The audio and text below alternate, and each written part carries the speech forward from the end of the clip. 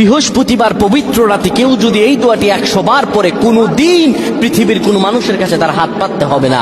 পৃথিবীর সবকিছু তার পায়ের নিচে আল্লাহ হাজির করে দিবেন।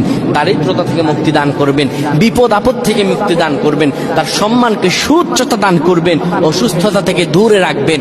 আল্লাহর অশেষ দয়া ও রহম তাকে দান করে দিবেন। সুবহানাল্লাহ। বৃহস্পতিবার রাত এটি গুরুত্বপূর্ণ রাত।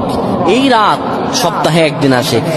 আরবিতে রাত আগে আসে, দিন পরে আসে। সুতরাং বৃহস্পতিবারের যে দিন গিয়ে রাত, এটি বৃহস্পতিবার রাত নয়, এটি শুক্রবারের রাত, এটি জুমাবারের রাত, এটি দোয়া কবুলের রাত, আল্লাহর কাছাকাছি হওয়ার রাত। সুবহানাল্লাহ। এই বৃহস্পতিবার রাত আল্লাহ তাআলা বান্দার দোয়া কবুল করেন।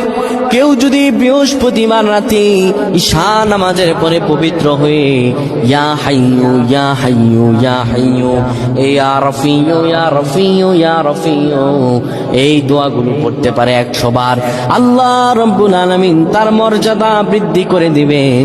তার জীবনটাকে আমার আল্লাহ সুন্দরভাবে সাজিয়ে দিবেন।